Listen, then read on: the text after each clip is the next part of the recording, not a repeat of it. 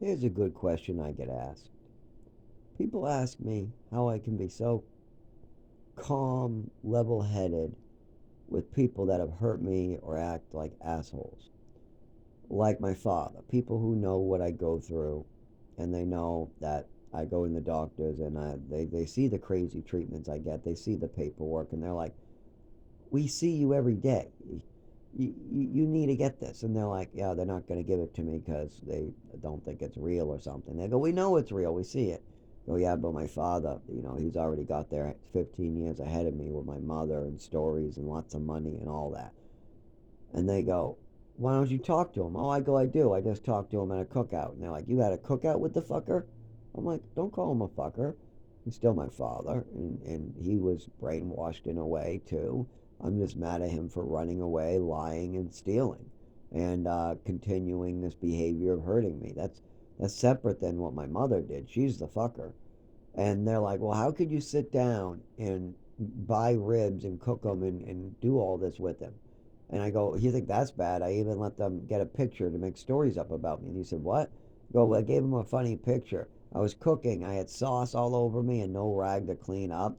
And I had a saucy old knife with barbecue sauce all over the knife from cutting ribs. And they wanted a picture right that moment. And I knew what they were doing, but I went along with it to see if they were going to make up a story about me. So I gave my father a hug with the knife still in my hand.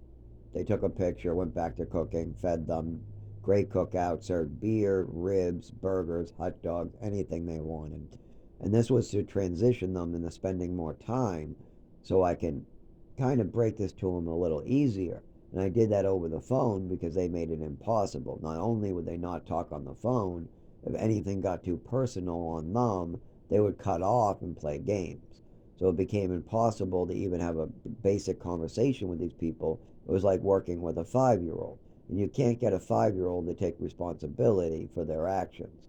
And that's what I was having a problem with. Anytime I got anywhere near, like, hey, I got an issue and you might have some responsibility in the matter, and it was going nowhere with them.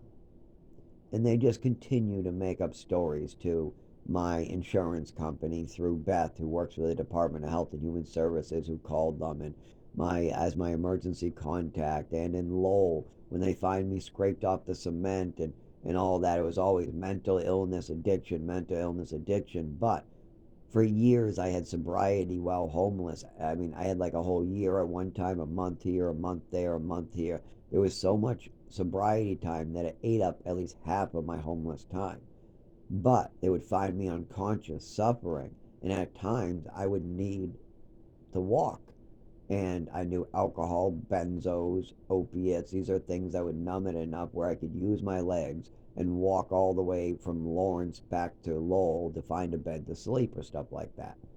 So at times, sobriety was impossible, and that was a big problem. But they blew it out of proportion, as well as some of the shelters, like for instance in Lawrence, they told me to just tell the rehab facility I do cocaine so I can come back. I said, what do you mean? This is 30 days in, 90 days out. I was already on my 30 and I wanted to stay longer, but I had nowhere to go. So they said if I went to a rehab facility, but I said, I'm not on anything. I just smoke pot. At the time, that's all I did was smoke pot. So the guy says, well, tell them it's cocaine. They'll let you stay. So I told them that. That was the worst. I never did that again. Because then when I came back, the guy was like, you do cocaine. I'm like, but you told me to say that. He's like, yeah, but now we have it on paper. I'm like, you're an asshole. And so I stopped that. I mean, I never did cocaine in my life. But I was like, why are these people trying to turn a weed head into all this? And it's because to get services, you need to be an addict. Like right now, I have nowhere to stay. But if I was on heroin, I would have 20 choices. I would have halfway houses, rehab facilities. My insurance would cover it. So if I'm an addict, I can get housing and services. But if I'm sober and I have a neurological disorder that needs to be treated, they won't do a fucking thing unless my mother and father come clean with the shit they were doing. So the addiction, that's all cleared up because I'm sober 100%. Even the worst I'll ever do is smoke weed, maybe a mushroom every 10 years or so. It's been many years, and I don't think I need them anymore. I don't think I need my yearly. I skipped 2 years, and then I'm gone like another. This would be like another year, and there's so many years of no mushrooms that didn't really go so well. I was trying to do once a year magic mushrooms, and I believe I had it 1 year, then a small dose the second year, then I went without it for 2 years, then I went without it for 2 more years or something. No, no, I'm still out of it. I'm still out of it. I haven't had it yet. So that is kind of like, okay, maybe I don't need it anymore. Maybe I can just die sober. I've already been brought back to life sober. I've been brought back to life with alcohol in my system. But I don't know how I'll do dying in a hole without being able to use any protection from the elements. I'm not allowed to use a shelter. I'm not allowed to make a fire to stay warm. I'm not allowed to have a car. I'm not allowed to go to the doctors and get treatment. I'm not allowed to get Social Security. I'm not allowed to work. And I have no income, and I'm not allowed to get an income. And I'm not allowed to sleep on any benches anywhere but Boston. Oh, and I'm not allowed to sleep in the parks anywhere but Boston. Actually, I'm not allowed to sleep at all. I have to keep it moving unless I go into the shelter. But the shelter says they need doctors to diagnose, and I'm not allowed to get that until the doctors have proper information from my family and me, letting them know that this was a big mess and it needs to be cleaned up. And yes, I do need treatment, and what I'm saying is true. And maybe my mother went nuts and my father's just very confused. That could be what we talk about, and that would get me help. But the problem is, my father, no, he wants me dead. That's what he wants. He wants to finish off his retirement drinking a martini on a cruise boat, far away from any problems, while other people die from his decisions, and he's still hurting people actively. And he doesn't think of it that way.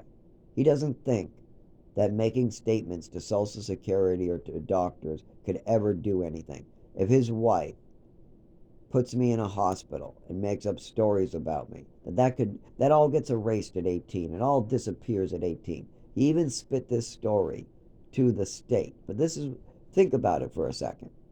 If you have a mental illness at 17 and you're going to the doctors, and your mother keeps on saying you have that mental illness, and they're still medicating you at 18, and then at 19 they're still medicating you and your mother's still feeding you lies, and at 19 you still have all this stuff, when does it disappear exactly? Because I don't remember it just magically disappearing at 18. And I don't remember the doctors being able. I remember at age 20 disappearing off the grid, had knowing nowhere to live, having to move town to town, looking while freezing to death. I remember lots of emergency rooms. And then I went to Bridgewell Counseling, but I wasn't really thinking about what was going on with the doctors. I was still under the influence of take drugs and you'll get better. Just run away from your problems, take drugs that the doctors tell you to take. But I wasn't thinking about the doctors were prescribing me based on what other doctors prescribed me. Whenever I went to a new doctor, they would ask, what meds have you been on before? And then they would only prescribe me meds that I was only on before. That's why I'm able to take one epilepsy medication right now, because I was on that epilepsy medication for a separate reason 10 years ago. Oh, yeah, 10 years ago or whatever. And so now I was able to get it for epilepsy. But there's a problem with that. My mother wasn't treating any of my real disabilities. So almost every medication I have available is useless to me because it's all based upon fantasies. And I was still trying to take Thorazine thinking it would somehow magically cure me someday. Because my mother wanted me to take Thorazine, Seroquel, Trazodone, Lamictal, Risperidone, Wellbutrin with amphetamine like Ritalin. And then in the afternoon, there was also a lithium at one point where they spread out. In the afternoon, they also did a risperidone. I think they upped the dose. They were all different. There was also a dose of Seroquel in the afternoon for a while. And because of so many drugs at nighttime, when I took my Ritalin in the morning, I was speedballed and drowsy at the same time. I was really fucked up every morning to the point where when I was working as a teacher's aide volunteering, they wanted me to come off these meds. And then eventually, when I started working there, they didn't want me to work there unless the doctor cut me off all these night meds, which I asked them to do, but the doctor continued to raise the dose and told me to give it time, which cost me that job. Now, I didn't understand why at the time, so I didn't even think about it when I went to Bridgewell Counseling in Lowell, that Bridgewell in Chelmsford was fucking me over big time because I didn't understand how these things worked until I was about 25 and I started to actually research and spend time knowing what you're supposed to do in these situations and what does it mean when these things happen and what do these memories mean and these things I'm bringing up to the doctor. What does it mean when you go blind and you after you take pills and all this other, well, what does this mean? And I 25 years of asking doctors, what does this mean, as my mother tries to shut me up, and I have the answers. Not all of them, but I got enough for me to get better now. We know what needs to be done. Now, once when we do that, we get more answers too. What's the great part about it? We invest in this now. I get better now because we already know what can get me better now. And then we get more answers because we know there's more that's wrong that we haven't been able to really do yet. And doctors aren't going to look into it as long as my father continues to say everything is just a fantasy, or it's all a mental illness, or he's out to get me, or he did it, everything is he did it. If his wife was drinking downstairs, no, Zach did it. If his wife was sick, must be Zach. If his wife passed away, I bet he would even say that's Zach. That's what I expect from him. Whenever I try to have a conversation with him, it's always somehow my fault. And there's no reasoning with the man. It's just, this is how it is. You don't like it, I'll go on a cruise and you can go back to dying. That's his attitude. Like nothing can touch him. And he doesn't care what happens to his children. He doesn't care what happens to his grandchild. I mean, his grandchild, my nephew Seth, had a watch as I would get a ruler to the face or get horrible things done to me. And that really kind of made him a little cynical. That really did bother him. I could see this in my nephew, that watching me get hurt was bothering him, and I made him smile. What I would do is I would try to raise him up and make him smile and protect him and make sure my mother would never, project her craziness onto him. And this was something that I took pride in. And I would see him crying in the kitchen after my mother would whip me around with a ruler to send a message to his father, and she had no reason. There was no reason for the ruler beating, but I'm pretty sure it was to send a message because she was mad earlier about my brother, and she did stuff like that. But she had no reason actually. But anyways, my nephew's crying because he watched it and saw it, and I comforted him. And why? Why would you put your grandson through that? It's one thing to put somebody else's child, an orphan, through this craziness of taking his medals away and smacking him around. But you also are affecting your grandson's psychology, making him watch this stuff. And it's even worse if you try to hide it away. So it's like, what you need to do is stop it. You need to report it. You need to fix it. Well, she's dead now. It's probably a good thing because it makes it easy for my family to fix this. All they have to do is work with me and not be assholes about it. And that's the thing. They can't help themselves. It's almost like fun for them. It makes them feel like they're better sons and they're better daughters if they project this onto me. Because if I'm just the evil son, then what does that make my brother when he gets a DUI? If I'm some crazy kid who is that's not using his learner's permit and is smoking cigarettes out in the woods, then my brother gets a DUI, or he loses his job and he doesn't have a job. And the great part about that is he's still the good son. He still has no flaws. Nothing's wrong. He's not lazy. He doesn't nothing. And then when people ask him, "How did you get these apartments here and become a landlord?" He says, "When I was young, I saved money and I worked real hard and bought them." Now, these statements and the things that my brother takes pride in, it gets projected as a golden, oh, he's better than only because you have the lightning rod. You take the lightning rod away, and all of a sudden the whole family will fight. Now, what happened when you took Patricia and me away from the equation, and there was just my brother, just my father, just them? What happened? They had no lightning rod, and all of a sudden my brother became the bad son. And that's because you didn't have a lightning rod to blame. I was no longer there. I was absent. I was in the woods dying or suffering or cleaning an old man's plates or working hard at getting better at sobriety or trying to stay alive, giving up my sobriety or having a seizure and in the revolving door with the hospital. But while I'm doing that, bearing that weight on my shoulders, trying to figure out what the fuck is going on with these doctors and why can't what's happening? Why can't I move my body right? And what the fuck is going on here in the last 25 years? I'm not, at times I can do well, but at times I don't. Something's getting worse. These seizures are getting closer together. What the fuck's going on? Well, now we got the answers, but I'm not allowed to get better. I'm only allowed to be less than an animal. I'm allowed to dig a hole and die. And that society has made this clear. Police will arrest me for being alive. You tell me one place that I'm allowed to sleep if I lose my apartment, and I will go there. But if you name a shelter, I will go there, and then they will tell me until a doctor writes paperwork that I'm not allowed to stay there. That will eventually happen. So when shelters are out of the equation, then where am I supposed to sleep? You're going to tell me what? Go to work? Okay, I have a job. How do I go to work? We got to get paperwork from a doctor. That's right, still can't do that. We've done that over and over and over. I've gone to doctors until I'm blue in the face. But the doctors need something from my family that they're withholding called the truth. So yeah, I get to die soon. If you can name a place that I'm allowed to sleep, because I've gone to parks, nope, not allowed to. You will be arrested for trespassing if you try to sleep there.